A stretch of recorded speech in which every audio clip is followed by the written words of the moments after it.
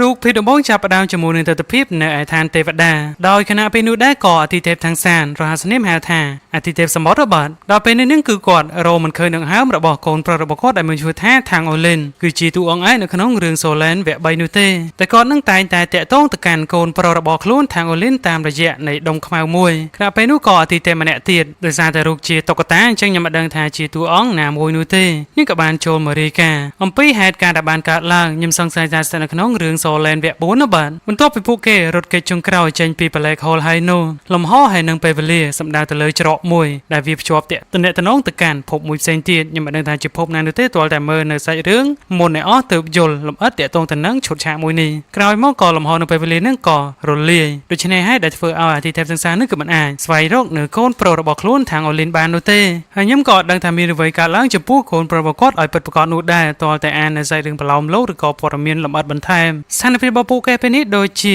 មកកាន់រាប់ពាន់ឆ្នាំក្រោយមកទៀតអញ្ចឹងទាំងសានមានការភ្ញាក់ខ្លាំងមែនទែនទាំងសានក៏បានមកជួបជាមួយនឹងប្រពន្ធរបស់គាត់គឺសៀវវូហើយនេះក៏បានសួរតាក់ទងនឹងការស្វែងរកនៅកូនប្រុសពៅរបស់ខ្លួនថាងអូលីនតើវាពិបាកដែរឬក៏អត់គាត់ព្យាយាមលួងលោមសៀវវូកុំឲ្យបារម្ភច្រើនពេកគាត់ពិតជាអាចមានវិធីដើម្បីស្វែងរកថាងអូលីននេះឃើញតែនេះក៏បានតបទៅវិញទាំងទឹកមុខក្រៀមក្រំដូចជាមាត់ខោពីចិត្តថានាងជឿជាក់លើប្តីរបស់ខ្លួនអ្វីដែលទាំងសានបារម្ភខ្លាំងបំផុតនោះគឺសុខភាពរបស់សៀវវូនោះទេដែលស្ថានភាពនៃជំងឺរបស់នាងគឺកាន់តែធ្ងន់ធ្ងរទៅសៀវវូនៅតែនិយាយលួងលោមទាំងសានដែលរាងកាយរបស់នាងរឹងមាំខ្លាំងណាស់ជំងឺនេះគឺមិនអាចជាយីនាងបាននោះទេហើយណាមួយដោយសារតែប្តីរបស់ខ្លួននឹងគឺរវល់នៅកិច្ចការនៃអាឋានទេវតាដែលត្រូវដោះស្រាយអញ្ចឹងនាងមិនចង់ឲ្យទាំងសាននឹងមកលវិលវល់ជាមួយនឹងការស្វែងរកនៅកូនប្រុសរបស់ខ្លួននោះទេជាងក៏បញ្ញាប់ឲ្យទាំងសាននឹងទៅសម្រាប់មុនទៅគាត់ក៏យល់ព្រមតែនៅពេលដែលទាំងសានចាក់ចេញទៅនាងក៏ចាប់ផ្ដើមក្អកជាខ្លាំងព្រោះតែជំងឺវាដល់ដំណាក់កាលចុងក្រោយរហូតដល់មានក្អួតឈាមមកថែមទៀតផងនេះក៏បានសុំទោសដែលនាងមិនអាចជួយអ្វីបាននោះទេអ្វីដែលនាងកាន់តែសោកស្ដាយគឺនាងមិនអាចបន្តរស់នៅជាមួយនឹងទាំងសានតទៅទៀតនោះទេនិយាយរួចនឹងនាងក៏បានដួលបាត់បង់ជីវិតក្នុងពេលនោះតែម្ដងរូបភាពមួយនេះព្រលឹងដូចជាបានរលាយតែជាស្ដាយគឺនាងបានទៅចាប់កំណើតនៅឯភពថ្មីមួយទៀតកន្លែងនេះគឺខ្ញុំចាប់អារម្មណ៍ត្រង់ថាខ្លួនគឺជាអាទិទេពដ៏ខ្លាំងក្លាម្នាក់មិនថាថ្នាំឬក៏របស់អ្វីក៏អាចយកមកបានដែរបើថាជាមនុស្សទៅវាពិបាកតែជាអាទិទេពហើយគឺគ្រប់យ៉ាងដូចជាស្ថិតនៅក្នុងដៃរបស់អ្នកទាំងពីរអញ្ចឹងពិសេសគឺខាងសានតែហេតុអីបានជាខាងសានមិនអាចជួយប្រពន្ធរបស់ខ្លួនស្វែងរកនៅថ្នាំដើម្បីព្យាបាលជំងឺរបស់នាងខ្ញុំសូមបញ្ជាក់កន្លែងនេះបន្តិចចំពោះជំងឺផ្សេងគឺខាងសានឬក៏អាទិទេពគឺអាចព្យាបាលបានក៏ប៉ុន្តែផ្ទុយមកវិញជំងឺបាក់ទឹកចិត្តដែលគ្មានថ្នាំណាដែលអាចព្យាបាលនោះទេហើយខ្ញុំចាប់អារម្មណ៍ថាសូម្បីតែជាអាទិទេពក៏ត្រូវស្លាប់ដូចគ្នាដូច្នេះលើโลกនេះគ្មានអ្វីដែលអមតៈនោះទេខាងសានបន្ទាប់ពីដឹងនៅការពិតហើយគាត់ពិតជាខូចចិត្តខ្លាំងមែនទែនបេះដូងស្ទឹងតែប្រេះជាពីរទៅហើយគាត់ក៏បាននឹកឃើញទៅដល់ការចងចាំជាពេលកន្លងដែលអ្នកទាំងពីររស់នៅជាមួយគ្នាយ៉ាងផ្អែមល្ហែមខ្ញុំមានអារម្មណ៍ថាមានកូនដល់ទៅពីរហើយនៅតែស្វីតទៀតបាទជីវិតរបស់គាត់ទោះបីជាខ្លាចទៅជាស្ដេចនៃអាទិទេពដែលគ្រប់គ្រងឋានលើតែមិនមាននៅសៀវូដែលជាប្រពន្ធរបស់ខ្លួនក៏វាគ្មានន័យចំពោះគាត់តទៅទៀតនោះដែរតែនេះគឺជាការហ្វឹកហាត់រយៈពេល10000ឆ្នាំខ្លាចទៅជាស្ដេចនៃអាទិទេពទាំងសឹងក៏បានសម្រេចចិត្តថានឹងលះបង់គ្រប់យ៉ាងរួមជាមួយនឹងជីវិតរបស់គាត់នឹងទៅចាប់កំណើតសារជាថ្មីនៅឯឧបទ្វីបមួយផ្សេងទៀតក៏ប៉ុន្តែពេលនោះគឺទាំងសានបានរៀបរៀងនៅធម្មពលនៃស្មារតីរបស់គាត់មិនឲ្យវារលាយនោះទេព្រោះកាលណាការចងចាំរបស់គាត់រលាយគឺគាត់មិនអាចស្វែងរកនៅសៀវូដែលជាប្រពន្ធរបស់គាត់បានឡើយអញ្ចឹងគាត់អាចរកឃើញសៀវូបានលុះត្រាតែស្វែងរកនាងតាមរយៈដង្ហើមហើយនឹងការចងចាំនៅក្នុងសមុទ្រនៃគូក្បាលរបស់គាត់ពលឺដូចជាអាចផ្កាយធ្លាក់ចុះទៅខាងក្រោមទៅកាន់ភពមួយផ្សេងទៀតការចាប់កំណើតថ្មីរបស់ទាំងសានក៏បានកើតឡើងក្នុងពេលនោះតែម្ដងសំឡេងទារកដែលទៅនឹងកើតគឺជាក្មេងស្រីម្នាក់នៅក្នុងគ្រួសារមួយម្ដាយរបស់ខ្លួននឹងប្រាប់កុំឲ្យនាងជុំមិនសោះបើមិនដូច្នេះអាចជា Goblin នឹងមកចាប់ពួកគេមិនខាននោះទេនិយាយមិនទាន់បានប្រមាណផងនឹងក៏ Goblin ក៏បានចូលមកដល់ផ្ទះរបស់ពួកគេដោយសារតែស្រែកឮពេកបាទในតាមពិតទៅពួកអាចចោទាំងអស់នេះវាអាចដឹងពីក្លិនរបស់មនុស្សតាមរយៈដង្ហើមមិនថានៅចម្ងាយប៉ុណ្ណានោះទេហើយណាមួយសំឡេងក្មេងនោះស្រែកឮផងវាក៏បានរកឃើញអ្នកទាំងពីរតែម្ដងទៅក៏បានចាប់ពួកគេនឹងធ្វើជាទេសកលតាំងតែពីពេលនោះមកម្ល៉េះគេមកមើលតួអង្គម្នាក់ទៀតដែលកំពុងតែធ្វើស្រែនោះគឺជាខាងសានបាទអ្នកនេះពិបាកគាត់សម្គាល់ថាជាតួអង្គមួយណាអ្នកនេះសង្កេតតាមរយៈសក់ខាងសានភាគច្រើនគឺមានពណ៌សក់ពណ៌ខៀវពណ៌ទឹកសមុទ្រដែលជាស្រែ ហើយទាំងសាននៅមានការចងចាំនៅឡើយគឺគាត់បានមកដល់ភពនេះរយៈពេល6ឆ្នាំមកហើយអញ្ចឹងអាយុរបស់គាត់ក៏6ឆ្នាំដូចគ្នាក្រៅពីនោះដែរជាងវិញថា Goblin មួយក្បាលគឺជាចកខ្យល់បានវាធ្វើបាបនៅមនុស្សលោកដែលចាត់ទុកពួកគេគឺជាទាសកររបស់ខ្លួនទៅវិញរឿងនេះសត្វព្រលឹងគឺមានអំណាចខ្លាំងជាងមនុស្សទៅទៀតហើយជាស្ដែងវាមិនមែនជាសត្វចម្លែកទាំងស្រុងនោះទេគ្រាន់តែជាមនុស្សដែលទទួលបាននៅធម៌ពលនៃឈាមដែលធ្វើឲ្យខ្លួនឯងនឹងខ្លាំងក្លាហើយខ្លាយទៅជាសត្វចម្លែកបែបនេះទាំងសាំងក៏ដឹងទៀតថាពិភពមួយនេះទាំងមូលត្រូវបានគ្រប់គ្រងដោយពួកអាទិទេពតែសម្ដៅទៅលើពួក Goblin ឬក៏ពួកសត្វចម្លែកនឹងឯងដែលចាប់យកមនុស្សធ្វើជាទាសករបម្រើរបស់ខ្លួនហើយវាមិនឲ្យមនុស្សទាំងអស់នោះដាស់ឡើងនៅអាវុធព្រលឹងរបស់ពួកគេដើម្បីបះបោរនោះទេដើម្បីបញ្ជៀសនៅបញ្ហានៅថ្ងៃក្រោយតែផ្ទុយទៅវិញគឺទាំងសានពិតជាសំណាងត្រង់ថាគឺគាត់ចងចាំនៅវិជាគុណនៃបកທາງរបស់ខ្លួនដែលឲ្យឈ្មោះថាឈៀនធានប៉ៅលូជាភាសាចិនបាទគាត់ប្រើប្រាស់នៅអាវុធសម្ងាត់ហើយការធ្វើការនេះដែរគឺជួយឲ្យគាត់នឹងកាន់តែខ្លាំងបន្តិចម្ដងហើយនៅមានវិជាគុណជាច្រើនទៀតដែលគាត់នៅចងចាំពេលនោះគាត់ជាអាចស្វែងរកនៅស៊ីវុធរបស់ខ្លួនបានមិនខាននោះទេគាត់នៅតែបន្តហ្វឹកហាត់ពីមួយថ្ងៃទៅមួយថ្ងៃកម្លាំងរបស់គាត់ក៏ចាប់ផ្ដើមកើនឡើងបន្តិចម្ដងទីបំផុតវិជាគុណមួយទៀតអាចឈ្មោះថាឈៀនធានកងឈានទៅដល់ដំណាក់កាលទី3ខណៈពេលនោះក៏មានបរិសុទ្ធចម្លែកម្នាក់ក៏ធ្លាក់នៅក្បែរនោះរំខាននឹងការហ្វឹកហាត់របស់ខាងសានសំឡេងនេះគាត់មានអារម្មណ៍ថាដូចជាការប៉ះគ្នាបរិសុទ្ធម្នាក់នោះក៏មានឈាមធ្លាក់ចេញពីកអាចជាមានសត្រូវយ៉ាងខ្លាំងក្លាម្នាក់វាប្រហារទៅលើគាត់ដែលនោះគឺជាចចកខ្យល់ដែលខ្ញុំហៅថា Goblin នឹងឯងវាជានិយាយភាសាមនុស្សដោយសារតែពីមុនវាមិនមែនជាសត្វចចកទាំងស្រុងនោះទេគឺជាមនុស្សដែលប្រវត្តិខ្លួនឬក៏ប្រើប្រាស់នៅការហ្វឹកហាត់នៃឈាមរបស់ខ្លួនប្រែក្លាយទៅជាចចកបែបនេះដោយវានិយាយទៅកាន់បរិសុទ្ធម្នាក់នោះទៀតថាទោះបីជាឯងចង់រត់ទៅដល់ណាក៏ដោយក៏យើងនៅតែអាចដេញតាមក្លិនរបស់ឯងបានដែរទាំងសត្វជាអាចជាខ្លាំងព្រោះថាចចកខ្យល់នេះគឺ level 3បរិសុទ្ធចម្លែកនោះដឹងថាគាត់មិនអាចរត់ទៅណាបានតទៅទៀតនោះទេក៏បានសម្រេចចិត្តបញ្ចូលស្លាប់រស់ជាមួយនឹងវាថ្មពោផ្ទុះចេញពីរាងកាយរបស់គាត់តែអ្វីដែលគាត់ចាប់អោនោះគឺខ្លួនប្រាណរបស់គាត់មិនបានផ្លាស់ប្ដូរទៅជាចចកខ្យល់ដូចជាវានោះទេអញ្ចឹងគាត់ដឹងទៀតថានៅលើโลกនេះគឺមានមនុស្សដែលអាចប្រើប្រាស់នៅសមត្ថភាពពិសេសដែលមិនចាំបាច់កលាខ្លួនទៅជាចចកចំណែក Goblin វាក៏បានប្រើប្រាស់នៅធម៌ពលឆ្ពោះទៅខាងមុខដើម្បីទប់ទល់កម្លាំងនៃទីពីរប៉ះគ្នាធ្វើឲ្យរំជួយពេញទីនោះខ្ទីទៅម្ខាងម្នាក់ចូលទៅប្រហារសាជាថ្មីវាបានប្រើប្រាស់នៅកំបិតខ្យល់គឺជាសញ្ញាពិសេសរបស់ខ្លួនចាត់ការទៅលើបរិសុទ្ធចម្លែកដែលគាត់ប្រើប្រាស់នៅជំហានយ៉ាងលឿនកិច្ចផុតពីកំបិតរបស់វាបានទៅជោគជ័យហើយគាត់ចាប់ផ្ដើមវាបកវិញបានវាប្រហារទៅលើពោះនិងកាត់ផ្ដាច់បំពង់កសម្រាប់ចោលក្នុងពេលនោះមួយរំពេងតែក៏បានលេចចេញនៅចចកមួយក្បាលទៀតគឺជាបងប្រុសរបស់វាចូលមកសងសឹកដោយសារតែគាត់អស់នៅធម្មពលទាំងសានឃើញបែបនេះក៏បានចូលទៅជួយតែម្ដងប្រើប្រាស់នៅដៃគុជតករបស់គាត់ចាក់ទម្លូននៅក្បាលរបស់វាឆក់ជីវិតភ្លាមបន្សល់នៅសម្រាប់នៃការជឿចាំប្រចម្លែកនេះក៏បានអរគុណដល់ទាំងសានផងដែរដែលបានជួយជីវិតរបស់ខ្លួនហើយគាត់ក៏បានសួរតាក់ទងទៅនឹងសមត្ថភាពពិសេសដែលគាត់នឹងមិនចាំបាច់កលាខ្លួនទៅជាចចកខ្យល់ដូចជាពួកវាឬក៏សត្វចម្លែកផ្សេងទៀតតែគាត់ឆ្ងល់ថាទាំងសានគឺមិនដឹងច្បាស់តាក់ទងទៅនឹងពួកសត្វចម្លែកទាំងអស់នេះនោះទេតែហេតុអ្វីបានជាគាត់អាចសម្លាប់ពួកចចកខ្យល់នេះបានយ៉ាងងាយស្រួលបែបនេះទៅវិញហើយគាត់ក៏បាននិយាយអំពីការផ្លាស់ប្ដូរនៃអតិទេពសត្វចម្លែកគាត់ក៏ធ្វើការរៀបរាប់ដើមឡើយគឺមាននៅកូនចៅរបស់មនុស្សហើយនិងអតិទេពដើម្បីទទួលបាននៅមរតកនៃការស្នងតំណែងរបស់ពុព្វបរិសរបស់ខ្លួនពួកគេត្រូវការនៅធម្មពលនៃឈាមនៃខ្សែស្រឡាយរបស់ពួកគេហើយអ្នកណាដែលផ្ទុកនៅធម្មពលលោហិតនេះបានហើយពួកគេនឹងមានសមត្ថភាពដើម្បីក្លាយទៅជា Vassal បាន Vassal ជាភាសាអង់គ្លេសខ្មែរខ្ញុំមិនដឹងថាគេប្រែថាយ៉ាងម៉េចនោះទេរឿងនេះគឺអត់មាន Soul Master នោះទេក៏ប៉ុន្តែមានប្រភេទនៃពួក Vassal បាទ Vassal នឹងគឺសំដៅទៅលើពួកអាសត្វចម្លែកនឹងឯងដែលដើមឡើយវាគឺជាមនុស្សបន្ទាប់ពីទទួលបាននៅធម្មពលឈាមហើយនោះក៏វាអាចកលាខ្លួនទៅជា Vassal បានឋានៈរបស់វាគឺខ្ពស់ជាងមនុស្សដោយសារតែវាមាននៅសមត្ថភាពពិសេសមួយនេះអញ្ចឹងហើយបានជាវានឹងអាចចាប់មនុស្សមកធ្វើជាទាសកររបស់ខ្លួនទាំងសានក៏មានចម្ងល់មួយចង់សួរថាចុះមនុស្សយើងធម្មតាតែអាចស្រូបនៅធម្មពលឈាមចេញពីរាងកាយរបស់ពួក Goblin ឬក៏ Vassal ទាំងអស់នោះបានដែរឬក៏អត់គាត់ថាអត់នោះទេព្រោះថានៅពេលដែលស្រូបនៅពេលដែលចូលទៅក្នុងរាងកាយរបស់មនុស្សហើយនឹងធ្វើពួកគេស្លាប់ជាក់ជាមិនខានក៏ប៉ុន្តែមានវិធីមួយទៀតអាចឲ្យពួកគេនឹងស្រូបនៅធម្មពលលោហិតដែលចេញពីរាងកាយរបស់ Vassal នោះបានយ៉ាងងាយស្រួលគឺឲ្យអ្នកដែលមានផ្ទុកនៅធម្មពលលោហិតនោះផ្ទេរវាចូលទៅក្នុងរាងកាយរបស់មនុស្សម្នាក់ទៀតដើម្បីពួកគេនឹងក្លាយទៅជាអតិទេពសត្វចម្លែកឬក៏ Vassal ដូចជាខ្លួនហើយនៅពេលដែលពួកគេទទួលបាននៅធម្មពលលោហិតនោះហើយពួកគេនឹងមិនស្លាប់នោះទេហើយអាចស្រូបនៅធម្មពលចេញពីរាងកាយរបស់ Vassal ទាំងអស់នោះថែមទៀតអញ្ចឹងដោយសារតែស្ថានភាពរបួសរបស់គាត់ពេលនេះគឺធ្ងន់ធ្ងរខ្លាំងមែនទែនទោះបីជាគាត់មានផ្ទុកនៅធម្មពលនៃលោហិតនោះក៏ដោយក៏ប៉ុន្តែរងរបួសធ្ងន់គឺអាចស្លាប់ដូចគ្នាអញ្ចឹងគាត់នឹងផ្ទេរនៅធម្មពលបិសាចឬក៏ធម្មពលលោហិតនោះទៅឲ្យខាងសានជំនួសគាត់ដើម្បីបន្តនៅធម្មពលរបស់គាត់ហើយសង្ឃឹមថាខាងសាននឹងប្រើប្រាស់នៅធម្មពលនេះដើម្បីជួយសង្គ្រោះមនុស្សលោកខាងសានក៏បានបញ្ជាក់នៅបញ្ចុះមួយទៀតទោះបីជាគាត់មិនមាននៅធម្មពលលោហិតនេះក៏ដោយក៏គាត់អាចបញ្ចុះជាមួយនឹងពួកបិសាចទាំងអស់នោះការពារនៅមនុស្សលោកបានដែរគាត់ស្ដាប់ឮគាត់ក៏បានសោយដោយការពេញចិត្តគាត់ក៏បានប្រាប់នៅឈ្មោះពុតរបស់គាត់ឈ្មោះថាជូចៃស៊ីនហើយសង្ឃឹមថាខាងសាននឹងក្លាយទៅជាអ្នកខ្លាំងនៅថ្ងៃអនាគតហើយ គាត់នឹងទៅចូលរួមជាមួយនឹងបាក់មួយគេហៅថាបាក់សង្គ្រោះនេះដែរគឺវាប្រឆាំងជាមួយនឹងពួកវ៉ាសលនឹងឯងហើយកំឡុងពេលនេះពិភពលោកទាំងមូលគឺត្រូវបានគ្រប់គ្រងដោយពួកវ៉ាសលដូច្នេះផ្លូវនៃការហ្វឹកហាត់របស់ທາງសានអាចជាពិបាកបន្តិចនិយាយរួចនឹងគាត់ក៏បានផ្ទេរនៅធម្មពលចេញពីរាងកាយរបស់គាត់នឹងទៅឲ្យທາງសានក្នុងពេលនោ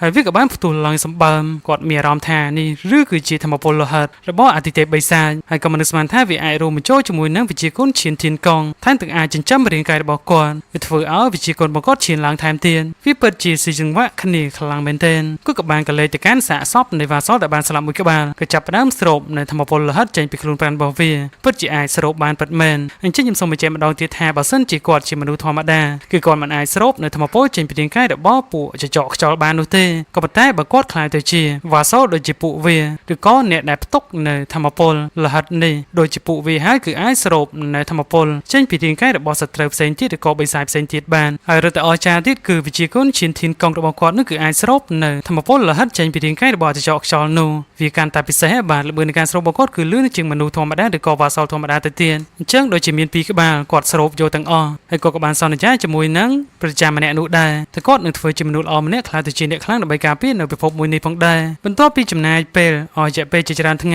ៃគាត់ក៏ចាប់ផ្ដើមប្រើប្រាស់នៃអត្តពលនៃសញ្ញាថ្មីរបស់ខ្លួនល្បឿនរបស់ທາງសានគឺលឿនខ្លាំងមែនទែនលឿនជាងរិនទះទៅទៀតបន្ទាប់មកគាត់ក៏បានប្រើប្រាស់នៅកំបិតខ្យល់គឺជាសញ្ញាពិសេសដែលគាត់ទទួលបានបន្ទាប់ពីស្រូបចេញពីរាងកាយរបស់ចចកខ្យល់ទាំងអស់នោះនេះគឺជាសញ្ញាពីរសញ្ញាមួយគឺល្បឿនសញ្ញាពីរគឺកំបិតខ្យល់ហើយគាត់ក៏មិនស្មានថាសញ្ញាទាំងពីរវាអស្ចារ្យដល់ថ្នាក់នេះនោះទេអញ្ចឹងគាត់ក៏បានរកឃើញនៃការហ្វឹកហាត់ដ៏ពិសេសមួយគឺគាត់ត្រូវតែស្រូបនៃធម្មពលចេញពីរាងកាយរបស់វ៉ាសលដទៃទៀតដើម្បីបង្កើននូវកម្លាំងរបស់ខ្លួនឲ្យកាន់តែខ្លាំងរឿងនេះគឺវាខុសប្លែកត្រង់ពី Solen វគ្គ1ដល់ Solen វគ្គ4ណាបាទអានេះដោយសារតែសត្វចម្លែកវាផុតពូជអស់ហើយអញ្ចឹងទៅក៏អ្នកនិពន្ធនឹងគឺគេកែប្រែសាច់រឿងឆ្នៃទៅជាបែបនេះទៅវិញដើម្បីបង្កើតនៅសត្វចម្លែកនឹងត្រឡប់មកវិញណាបាទព្រោះថាឈ្មោះជារឿង Solen បើសិនជាអត់មានសត្វចម្លែកក៏វាអត់សមនឹងចំណងជើងរបស់គេដែរបាទអញ្ចឹងទៅក៏អ្នកនិពន្ធនឹងគឺឆ្នៃបែបនេះតែម្ដងទាំងសាងគាត់នឹងទៅស្វែងរកនៅបាក់សង្គ្រោះបាទដើម្បីចូលរួមជាមួយនឹងពួកគេហើយនៅពេលដែលគាត់ខ្លាំងគ្រប់គ្រាន់គឺគាត់អាចស្វែងរកនៅស៊ីវូចាប់កំណើតម្ដងទៀតបានហើយទាំងសាងក៏បានមកដល់នៅទីក្រុងមួយមានមនុស្សនាជាច្រើនតែបានឃើញនៅការផ្សព្វផ្សាយអញ្ចឹងដោយសារតែគាត់នឹងឈរនៅខាងក្រោយគេមើលអត់ច្បាស់គាត់ក៏បានបើកនៅភ្នែកបិសាចស្វ័យរបស់គាត់តែម្ដងទៅដែលជួយគាត់នឹងអាចមើលឃើញអក្សរច្បាស់ដោយមាននៅពួកវ៉ាសលឬក៏ចចកខ្យល់មួយក្រុមនឹងគឺមកកាន់ភូមិរបស់ពួកគេដើម្បីធ្វើការតេស្តនៅឈាមហើយអ្នកដែលឆ្លងផុតនៅទីនេះគឺអនុញ្ញាតឲ្យពួកគេនឹងចូលទៅកាន់នៅឯទីក្រុងចចកខ្យល់បន្តនៅការហ្វឹកហាត់ខ្លាចជាវ៉ាសលអញ្ចឹងគាត់គិតថានេះគឺជាឱកាសដ៏ល្អសម្រាប់គាត់ហើយការចាប់ផ្ដើមតេស្តនៃឈាមរបស់ពួកគេក៏បានចាប់ផ្ដើមក្នុងពេលនោះពួកគេរើសតែអ្នកណាដែលមាននៅឈាមខ្លាំងក្លាតែប៉ុណ្ណោះទើបអាចទៅកាន់ទីក្រុងនៅចចកខ្យល់ដើម្បីបន្តនៅការហ្វឹកហាត់ខ្លាចទៅជាវ៉ាសលចចកមកក៏បានបញ្ចេញនៅសម្រែកបន្តិចសម្លេងនៃសម្រែកធ្វើពួកគេនឹងឈឺក្បាលសឹងតែផ្ទុះបែកបរិមម្នាក់នឹងក៏បានកលាខ្លួនទៅជាសត្វចចកគឺកលាត្រឹមតែដៃតែប៉ុណ្ណោះទាំងសឹងក៏ចាប់ផ្ដើមគិតទៀតថាតែនេះឬគឺជាទេរបស់ពួកគេហេតុអីក៏សម័យនៅថ្នាក់នេះតែសម្រែករបស់វាគឺធ្វើគាត់នឹងឈឺក្បាលសឹងតែផ្ទុះបែកទៅហើយចចកនោះក៏បានបញ្ជាក់ទៅកាន់ពួកគេទាំងអស់គ្នាទៀតថាដូចជាមិនមាននរណាឆ្លើយតបតលតែសោះគណៈថាមិនមានរំញោចនៃការឆ្លើយតបចេញពីរាងកាយរបស់ពួកគេអញ្ចឹងអ្នកដែលមានការឆ្លើយតបគឺគាត់នឹងនាំពួកគេនេះទៅកាន់នៅអាសនៈកណ្ដាលមួយទៀតហើយគាត់ក៏បានបញ្ជាក់បើសិនជានរណាធ្វើពុតលាក់បាំងអ្វីមួយយ៉ាងគាត់នឹងចាត់ការពួកគេមិនខាននោះទេអាចជាសម្លាប់ចោលបានពួកអាចចោកខ្យល់នេះគឺខោខើខ្លាំងមែនទែនពួកគេក៏បានមកដល់នៅឯជំរំកណ្ដាលហើយនៅក្នុងវិហារនោះដែរគឺមាននៅព្រះគ្រូខ្លាំងខ្លាម្នាក់ហើយក៏ជាវ៉ាសលនឹងដែរដែលមានកាន់នៅដំបងមួយនៅក្នុងដៃឈើច្រត់បាទហើយបារម្ភម្នាក់ដែលអោនក្បាលគោរពទៅកាន់ពួកគេគឺជាលោកគ្រូម្នាក់ហើយគាត់ក៏ជាវ៉ាសលដែរតែតចរិតរបស់គាត់គឺជាល្អជាងវ៉ាសលដទៃទៀតកំឡុងពេលនេះគាត់នឹងធ្វើការតេស្តនៅឈាមរបស់ពួកគេបើសិនជារាងកាយពួកគេមានការឆ្លើយតបទៅកាន់ប្រតិកម្មគាត់នឹងដឹងភ្លាមដែលបុគ្គលក៏ប្រែក្លាយទៅជាដៃចចកខ្យល់បញ្ចេញនូវធម្មពលបាញ់ទៅលើខ្លួនប្រាណរបស់ពួកគេក្នុងពេលនោះហើយគាត់ប្រើប្រាស់នៅធាតុខ្យល់នេះដើម្បីទាញពួកគេចេញពីទីនោះគាត់ទាញបាននារីម្នាក់ខណៈពេលនោះយើងឃើញថានៅលើដៃរបស់ខាងសានក៏បានលេចចេញនៅកំបិតខ្យល់មួយដើមធ្វើគាត់នឹងភ្ញាក់បើកភ្នែកទាំងធំហើយចចកខ្យល់ដែលនៅខាងនោះនឹងក៏មកស្ដីបន្ទោសឲ្យលោកគ្រូម្នាក់នោះនឹងឲ្យបញ្ញាប់កិច្ចការកាន់តែលឿនទៅតែឯងនៅធ្វើអ្វីទៀតគង់ជាពេលវេលាច្រើនពេកគាត់ថាគាត់ដឹងហើយកុំបារម្ភអីព្រះចាគាត់នឹងបញ្ចប់នៃកិច្ចការនេះកាន់តែលឿនបន្ទាប់មកគាត់ក៏បានទាញខាងសានចេញពីម្លុកនៃពួកគេអញ្ចឹងមានន័យថាខាងសានត្រូវបានជ្រើសរើសចូលទៅក្នុងក្រុមនៃចចកខ្យល់ដើម្បីបន្តការហ្វឹកហាត់ខ្លាយទៅជាវ៉ាសលជួយទៅដ ដល់កម្មវិធីបន្ទាប់ទៀតគឺជាការគោរពទៅកាន់បុព្វបុរសរបស់ខ្លួនការប្រារព្ធពិធីក៏បានចាប់ផ្ដើមជាផ្លូវការក្នុងពេលនោះអញ្ចឹងពួកគេគ្រប់គ្នាត្រូវតែទទួលនឹងការដោះឡើងនៃអាវុធព្រលឹងអាចនិយាយឲ្យខ្លីថាគឺខ្លាចទៅជាចកនឹងឯងបើសិនជាបដិសេធគឺសម្លាប់ចោលតែម្ដងធ្វើឲ្យທາງសាននឹងគឺបើកភ្នែកធំធំនៃការភ្ញាក់ផ្អើលខណៈពេលនោះនៅក្នុងប្រាសាទមួយក៏បានលេចចេញនៅពលឺពណ៌ក្រហមឆ្អិនឆ្អៅដូចជាឈាមគាត់ក៏ចាប់ផ្ដើមសូត្រនៅពាក្យចម្លែកមិនដឹងថាជាវេទមន្តអ្វីនោះទេឈាមរបស់គាត់ពោពេញទៅដោយភាពកខ្វក់មិនអាចដោះឡើងនៅអាវុធព្រលឹងដូច្នេះគាត់នឹងប្រើប្រាស់នៅឈាមនេះដើម្បីលាងសម្អាតនៅភាពកខ្វក់ទាំងអស់នោះគោរពទៅកាន់បុព្វបុរសរបស់ខ្លួនការពារនៅកូនចៅចំនួនក្រោយទាំងសឹងក៏ដឹងទៀតថាដែលតាមពិតទៅខាងក្រោមវិហារនោះគឺមាននៅក្រុងឆ្អឹងរបស់មនុស្សជាច្រើនដែលបានបាត់បង់ជីវិតហើយគាត់ក៏បានសប្បាយទៀតថាគាត់ទៅតែខ្លាចទៅជាអ្នកខ្លាំងក្លាម្នាក់មិនមែនជាពួកវានោះទេគឺជាអ្នកខ្លាំងផុតលែងដើម្បីផ្លាស់ប្ដូរនៅស្ថានភាពនៅក្នុងពិភពមួយនេះទាល់តែបានលោកគ្រូក៏បាននាំທາງសាននឹងមកកាន់នៅផ្ទះរបស់គាត់អ៊ីស្លារបស់គាត់ហើយគាត់ក៏បានណែនាំគាត់មានឈ្មោះថាវ៉ាងជីនហ្វឹងហើយជីនហ្វឹងទៅបានហើយ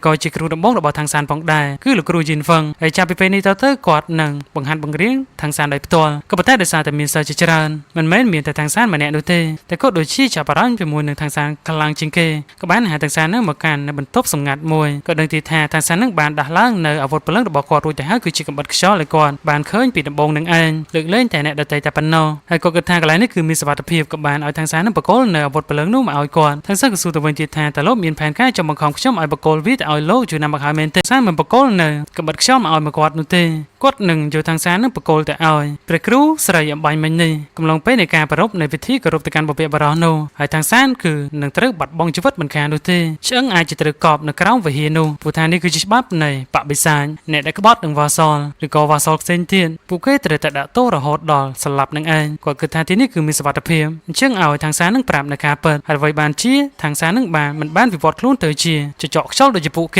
េឬក៏មិនអាចកលាខ្លួនទៅជាចចកខ្យល់អញ្ចឹងทางសានក៏បាននិយាយលក្ខណៈកុហកនោះទេបានពួកកាលពី3ឆ្នាំមុនគាត់ដើរនៅក្នុងព្រៃតែម្នាក់ឯងនៅពេលរាត្រីវាងងឹតខ្លាំងមែនទែនមានទាំងខ្យល់ថែមទៀតចៃដន្យនេះគាត់ក៏បានជួបជាមួយនឹងបារម្ភម្នាក់ហើយបារម្ភនោះក៏បានប្រាប់គាត់អំពីការផ្លាស់ប្ដូរនៃអតិទេពសត្វចម្លែកឬក៏ហៅថាវ៉ាសលនឹងឯងមិនមែនមានតែផ្លូវមួយនោះទេដើម្បីខ្លាចខ្លួនទៅជាសត្វចម្លែកនោះគឺគាត់បានបង្រៀននៅវិធីពិសេសម្យ៉ាងមកឲ្យគាត់រហូតដល់មកដល់ពេលនេះគឺគាត់មិនចាំបាច់កលាខ្លួនទៅជាវ៉ាសលនោះទេក៏គាត់អាចប្រើប្រាស់នៃធម្មពលយ៉ាងខ្លាំងក្លារបស់ពួកវ៉ាសលនោះបានដែរគាត់ជាអាចជាខ្លាំងមនុស្សស្មានថាមានវិធីបែបនេះអញ្ចឹងតើគាត់គឺជានរណាทางសានក៏មិនដឹងដូចគ្នាតែអ្វីដែលគាត់ចងចាំមកដល់ពេលនេះគឺគាត់គឺជាក្រុមសង្គ្រោះគាត់ជាខ្លាំងមែនទែនហើយគាត់ក៏បានដាស់តឿនឲ្យทางសាននឹងកុំនិយាយនៅរឿងនេះទៅឲ្យអ្នកដទៃដឹងឯសោះបើសិនជាពួកគេដឹងทางសានអាចជាមិនមានជីវិតនោះឡើយប្រាប់តែពួកគេនៅអ្វីដែលគាត់បានបង្រៀនទៅកាន់គាត់តែប៉ុណ្ណោះគាត់ក៏បានយល់ព្រមអញ្ចឹងលោកគ្រូជីនហ្វឹងគឺជាមនុស្សល្អនោះទេทางសានគិតថាលោកគ្រូជីនហ្វឹងគឺមិនអាចវាយឈ្នះគាត់នោះទេឬបែបនេះគាត់ក៏បានសើចបន្តិចបើលោកគ្រូមិនជឿលោកគ្រូសាកល្បងទៅ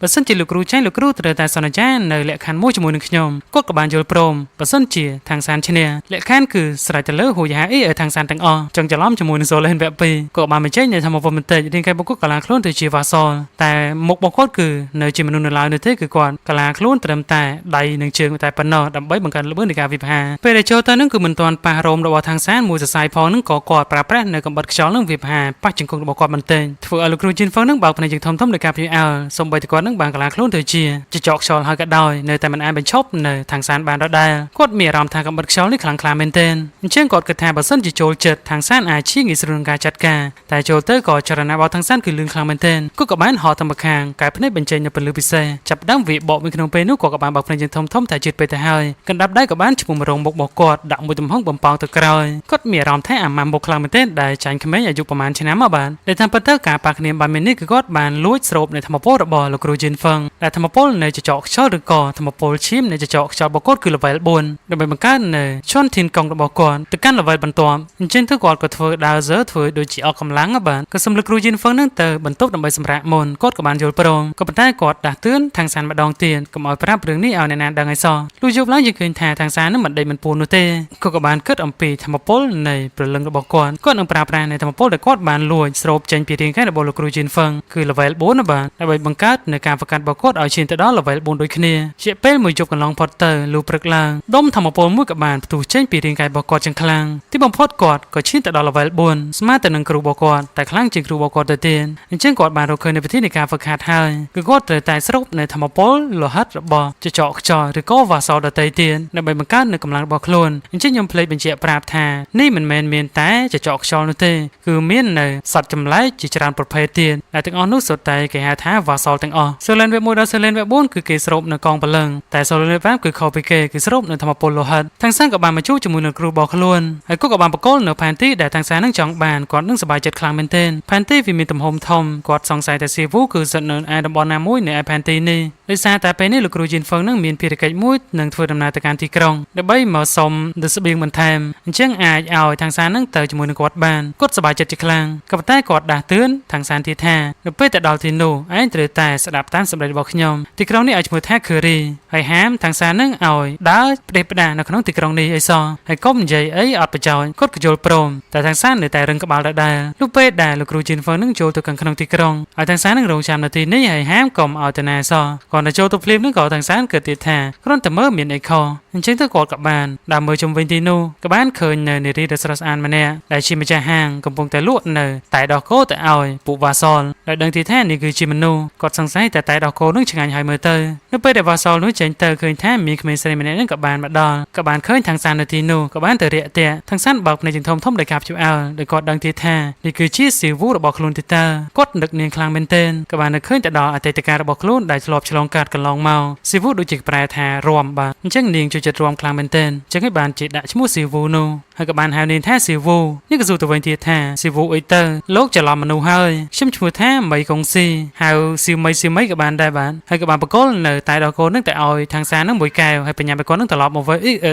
ញគាត់នឹងត្រឡប់ទៅវិញព្រោះថាទីនេះមិនមានសុវត្ថិភាពសម្រាប់គាត់នោះទេពិសេសគឺមនុស្សធម្មតាដូចជាគាត់ខាងសានបែជាសម្រាប់ទឹកភ្នែកជុំសម្លឹងមើលនាងចាក់ចេញទៅវិញគាត់ជឿជាក់ថានេះគឺជាស៊ីវូរបស់គាត់នេះដោយសារតែស៊ីវូបានចាក់កំណើតសារជាថ្មីហើយការចងចាំរបស់នាងក៏ត្រូវបានលុបចោលលើកលែងតែខាងសាននោះទេដែលគាត់បានគុំខេងในការចងចាំរបស់ខ្លួនឯងនាងក៏សួរម្ដាយរបស់ខ្លួនហេតុអីក៏ក្មេងម្នាក់នោះគឺនៅឈរយំអញ្ចឹងហើយក៏បានប្រាប់ឲ្យខាងសាននឹងបញ្ញាផឹកទៅគាត់ក៏បានយល់ព្រមគាត់មានអារម្មណ៍ថារសជាតិឆ្ងាញ់គ្រាន់បើណាពេលនោះក៏លោកគ្រូជីនហ្វឹងក៏បានមកដល់ល្មមខ្ញុំប្រាប់ឯងហើយថាកុំឲ្យដើរផ្ដេសផ្ដាសឲ្យសោះហេតុអីក៏ឯងមិនស្ដាប់អញ្ចឹងដល់ពេលពួកគេនឹងត្រូវទៅផ្ទះប្អូនស្រីរបស់គាត់តែមុនចាចេញនេះខាងសានក៏បានប្រាប់ទៅកាន់ស៊ីមីទៀតថាគាត់ឈ្មោះថាខាងសានអញ្ចឹងនាងអត់ទាន់ចាប់អារម្មណ៍ជាមួយនឹងឈ្មោះរបស់ខាងសាននោះទេនាងទៅពីក៏បានមកដល់នៅផ្ទះប្អូនស្រីរបស់គាត់ឈ្មោះខ្ញុំមិនដឹងថាហៅអីនោះទេដោយសារតែគេដាក់ជាភាសាអង់គ្លេសហៅថាខ្មោចអញ្ចឹងប្អូនស្រីរបស់គាត់បាជាឈ្មោះខ្មោចហើយមើលទៅហើយគាត់ក៏បានណែនាំនៅសិស្សថ្មីរបស់គាត់ឲ្យនាងបានស្គាល់ផងដែរអញ្ចឹងបើសិនជាមានកិច្ចការអីក៏អាចឲ្យខាងសាននឹងជួយធ្វើបានផងដែរអញ្ចឹងនាងគិតថាខាងសានគឺមកចំពេលល្អខ្លាំងណាស់ព្រោះថាថ្ងៃនេះគឺមានការប្រកួតពិសេសមួយខាងសានក៏សួរថាការប្រកួតអីទៅ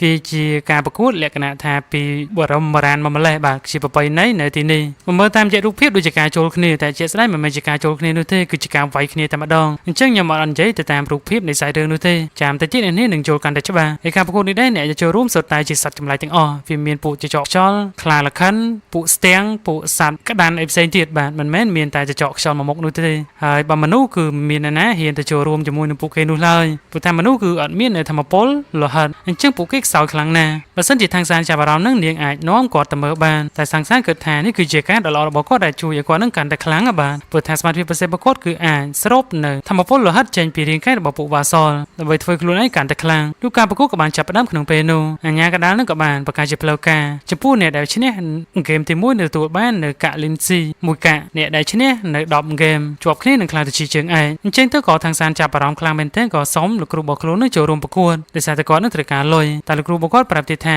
អ្នកដែលចូលរួមប្រកួតសុទ្ធតែជាវ៉ាសលតែឯងជាមនុស្សហើយពួកគេមិនថ្នមដៃនោះទេពីច្រើនគឺការប្រកួតនេះគឺសម្លាប់គ្នាទៅវិញទៅមកពលសិបកនោះក៏បានបញ្ជាក់ទៀតថាទោះបីជាឯងឈ្នះក៏ពួកវានឹងស្វែងរកឯងសងសឹកនៅពេលក្រោយដែរខាងសានក៏មានកំណត់មួយគាត់ក៏បានតុបតែងខ្លួនបែបនេះគឺបិទបាំងនៅមុខចិត្តតែម្ដងកុំឲ្យពួកគេនឹងមើលស្គាល់ថាគាត់គឺជានរណាអញ្ចឹងពួកគេក៏យល់ព្រមតែម្ដងខាងសានទទួលបាននៅលេខរៀងរបស់ខ្លួនហើយអ្នកទទួលពីនឹងក៏បានសើចចំអកឲ្យខាងសានផងដែរព្រោះថាគាត់នឹងគឺជាមនុស្សមកប្រកួតដូចជាមករកសឹកដីស្លាប់អញ្ចឹងខាងសានក៏មិនបានវត្តកអ្វីនោះទេខ្លាឃុំដែលជាអាញាកដាលនោះក៏បានហើយអ្នកប្រកួតលេខ1គឺសាន់ប៉ាវឡើងមកកាន់អេរីណាដែលត្រូវប៉ះជាមួយនឹងចចកខ្យល់លេខ6ដែលតាមពិតទៅគឺជាខាងសាននោះទេមិនមែនជាចចកខ្យល់ឬក៏វ៉ាសលអ្វីនោះឡើយគឺធ្វើឲ្យគ្នាគ្រាវាក៏បានសើចចំអកឲ្យខាងសានផងដែរប្រាប់ឲ្យអាខ្លារខិនមកក្បាលនោះសម្លាប់វាចោលទៅហ្គេមក៏បានចាប់ផ្ដើមក្នុងពេលនោះវាប្រើប្រាស់នៅល្បឿនរបស់ខ្លួនឆ្ពោះទៅមុខជាងលឿននៅក្នុងអេរីណានេះដែរគឺមាននៅរង្វង់ក្រហមមួយអ្នកដែលស្ថិតនៅក្នុងរង្វង់នោះគឺជាអ្នកឈ្នះអ្នកដែលខ្ទេចចេញពីរង្វង់គឺចាញ់តែហ្គេមនេះជាក់ស្ដែងមិនសូវជាផ្ដោតទៅលើអានឹងនោះទេគឺវាយគ្នាសម្លាប់ចូលតែម្ដងនៅពេលដែលចូលទៅប្រើប្រាស់នៅកញ្ញារបស់ខ្លួនខ្វាយទៅលើខាងសានតែក៏បានបំងខ្លួនទៅណាបាត់ជើងវាភាពអាចជាខ្លាំងខាងសានក៏បានត្រឡប់មកវិញចូល ទៅពីក្រោមជើងប្រើប្រាស់នៅដៃទាំងពីរជាមួយនឹងកបិតខ្យល់របស់គាត់នឹងទម្លុះនៅរាងកាយរបស់វាបន្សល់នូវសម្រាប់នៃការជិះចាប់ចុងក្រោយតែប៉ុណ្ណោះខ្លួនប្រាណធ្លាក់ទៅខាងក្រោមបោះសពផ្សេងទៀតក៏សួរទៀតថាតែជាសម្លេងរបស់អ្នកណាតែមានអ្វីកើតឡើងលុះពេលដែលខាងសានងើបឡើងជាមួយនឹងឈាមប្រឡាក់លើដៃពួកគេក៏ដឹងទៀតថាមនុស្សបានសម្លាប់នៅវ៉ាសលពួកគេសឹងតែមិនជឿនោះទេតែអ្នកខ្លះគិតថាខាងសាននឹងក៏ជាវ៉ាសលមួយប្រភេទដែរគាត់តែថាគាត់មិនបានក្លាខ្លួនទៅជាមនុស្សទៅជាវ៉ាសលដូចជាពួកវាឃើញបានវិញក៏ធ្វើឲ្យបងប្អូនទាំងពីរនឹងបើកភ្នែកយើងធំក៏សួរថាតើខាងសាននឹងគឺជាបិសាចអ្វីទៅតើបងឯងជាអ្នកបង្រៀនគាត់ឬក៏យ៉ាងម៉េចគាត់ក៏ព្យាបាលដូចគ្នាផងដែរព្រោះថានេះគឺជាលើកទី1សម្រាប់គាត់សម្បីតែគាត់ជាគ្រូនឹងក៏គាត់មិនហ៊ានចូលប្រកួតនោះទេបងប្អូនរបស់វាម្នាក់ទៀតនឹងក៏ស្បត់ស្បាយទៀតថាឯងហ៊ានសម្លាប់នៅសាន់ប៉ារបស់យើងនឹងសងសឹកឯនៅពេលក្រោយវាក៏បានឈ្មោះទៅលើអេរ៉ាណាក្នុងពេលនោះតែទៅមានចាត់ការទៅហើយនឹងក៏អាញាកដាលខ្មៅខ្មុំខ្លាខ្មុំមួយក្បាលនឹងក៏បានលើកនឹងក៏ដាប់ដៃវាយបំពៅមកវិញក៏ប្រាប់ទៀតថាវាចាញ់ហើយបើសិនជាឯងចង់សងសឹកក៏ចាំចប់ហ្គេមសិនទៅគេបន្ទាប់ទៀតក៏ທາງសានទៅប៉ះជាមួយនឹងវ៉ាសលក្បាលរមៀវាក៏បាននិយាយឌឺដងគិតថាលបឿនរបស់អាខ្លាលខិនគឺវាជឺតខ្លាំងមែនទែនអញ្ចឹងសាកជាមួយនឹងអាវក្រោះទម្ងន់ធ្ងន់របស់យើងវិញម្ដងវាក៏បានបោលទៅយ៉ាងលឿនທາງសានប្រើប្រាស់នៅកំបិតខ្យល់របស់ខ្លួនដើម្បីវិភាវាបានប្រើប្រាស់នៅអាវក្រោះដើម្បីការពាររាងកាយកំបិតនេះមិនអាចបញ្ឈប់វាបាននោះទេທາងសានក៏បានវិភាសាជាថ្មីម្ដងទៀតដាក់ចំកណ្ដាលក្របភ្នែករបស់វាមិនឈឺនោះទេតែវាមានអារម្មណ៍ថាមើលអីមិនឃើញទៅពេលដែលបើកភ្នែកមកម្ដងទៀតក៏បាត់ທາງសាននៅជើងមិនដឹងថាគាត់ទៅដល់ទីណាທາງសានក៏បានបង្ហាញខ្លួនមកសាជាថ្មីហក់ឡើងលើការលើកនៅកណ្ដាប់ដៃបញ្ចេញនៅកំបិតខ្យល់ចាក់ចំកណ្ដាលក្របភ្នែករបស់វាធ្វើវារងនឹងការជិះចាប់ជប៉ុនពេញខណៈពេលនោះក៏បានស្រូបនៅធម្មពលលោហិតចេញពីរាងកាយរបស់វាក៏បានលោតចេញពីទីនោះវារងនឹងការជិះចាប់ក្នុងពេញដោយសារតែភ្នែករបស់វាគឺមើលអ្វីមិនឃើញដោយសារតែស៊ីមួយកំបិតអំបាយនេះគឺខ្វាក់ភ្នែកទៅហើយវាប្រកាច់កិនដូចជាមនុស្សឈួនខណៈពេលនោះដែរក៏អញ្ញាកដានឹងចូលមកសង្កត់ក្បាលវាបញ្ចប់ជីវិតក្នុងពេលនោះតែម្ដងតែឯងពិតជាសម្រាមខ្លាំងមែនទែនកុំមកញ៉ៃញ៉ៃទីនេះអ្នកបន្ទាប់ទៀតគឺជាស្ទៀងគឺជាវ៉ាសលស្ទៀងហៅថាអន្ត្រីក៏បានដែរការប្រគល់ក៏បានចាប់ផ្ដើមវាហក់ឡើងលើអាកាសក្នុងល្បឿនយ៉ាងលឿនទម្លាក់មកវិញជាមួយនឹងជពុះដ៏សែនស្រួលពីប្រាប់ទៅកាន់ທາງសានទីថាបន្ទាប់ពីយើងចាប់នៅសញ្ញាទីតាំងឯងបានហើយឯងមានតែផ្លូវមួយគត់តែប៉ុណ្ណោះគឺផ្លូវស្លាមនៅវាគឺអាចចាប់ពីសញ្ញានៃទីតាំងរបស់ທາງសានបានក្នុងពេលនោះនៅពេលនោះក៏បានប្រើប្រាស់នៅភ្នែកបិសាចស្វាយបញ្ចេញនៅពលឺពណ៌ស្វាយបាញ់ទៅលើក្បាលរបស់វាធ្វើវារងនឹងការស៊ីសើភ្នែកបុគ្គលគឺខ្លាំងដូចជាភ្នែកទី3របស់ហួយហៅអញ្ចឹងដែរនៅពេលដែលវាកំពុងតែស៊ីសើនឹងក៏បានហក់ឡើងលើការលើកក្រាបដៃវាយចាញ់ទៅដាក់ចំក្តារទ្រូងមួយទំហឹងទម្លាក់នៅរាងកាយចូលទៅខាងក្រោមស្លាប់ភ្លាមៗតែម្ដងពួកគេក៏ចាប់ម្ដងទៀតហើយអីក៏វ៉ាសលចចកខ្យល់នេះខ្លាំងខ្លារថ្នាក់នេះវាឈ្នះម្ដងទៀតហើយអញ្ញាកដាលនឹងមានអារម្មណ៍ថាដូចជាចម្លែកមិនសូវជាពេញចិត្តທາງសានប្រមាណនោះទេអញ្ចឹងវាក៏បានឲ្យនៅបេក្ខជនដ៏ខ្លាំងក្លាម្នាក់គឺជាវ៉ាសលកដានលីងស៊ីហៅថាកដានលីងស៊ីលើកដានលីងស៊ីក៏បានដែរកុំឲ្យវែងពេកដៃគូម្នាក់នេះគឺខ្លាំងក្លាជាងមុនទៅទៀតសូម្បីតែทางសានខ្លួនឯងក៏មានអារម្មណ៍ថាគូខ្លាយផងដែរស្អីរឿងនៅភាគទី2ក៏ស្លេវ៉ានេះប្រជុំមកជាមួយនឹងជើងខ្លាំងម្នាក់ទៀតគឺកដានលីងស៊ីគ្រូបកគាត់នឹងក៏ផាត់ភ័យជំនួសทางសានផងដែរអ្នកទេសនានឹងក៏បានញុយញងឲ្យកដានលីងស៊ីនឹងបញ្ញាសម្លាប់នៅทางសានចោលទៅអញ្ញាកដាខ្លាំងផងក៏បានប្រកាសការចាប់ផ្ដើមជាផ្លូវការក្នុងពេលនោះកដាននេះតុបតែងខ្លួនសង្ហាខ្លាំងមែនទែនឈ្មោះទៅក្នុងមុខក្នុងចរណាជឿនលឿនកំឡុងពេលដែលប្រជុំមុខគ្នាทางសានក៏ដឹងទៀតថាធម្មពលនៃកដានលីងស៊ីនេះគឺខ្លាំងមែនទែនខ្លាំងជាងវ៉ាសលដតៃទៀតខណៈពេលនោះការភ្នែករបស់វាក៏បានបញ្ចេញជំលឺចម្លែកម្យ៉ាងដោយសារតែកម្រិតនៃការហ្វឹកហាត់របស់វាខ្ពស់ជាងខ្លួនដូច្នេះហើយทางសានមិនអាចមើលឃើញអំពីការហ្វឹកហាត់នៅក្នុងរាងកាយហើយនឹងធម្មពលលោហិតនៅក្នុងខ្លួនប្រាណរបស់វាបាននោះទេគាត់ក៏បានហោះឡើងលើការបន្ទែចាប់ស្នែងវាជាប់ប្រើប្រាស់នៅដៃដើម្បីស្រូបនៅធម្មពលចេញពីក្បាលក្នុងពេលនោ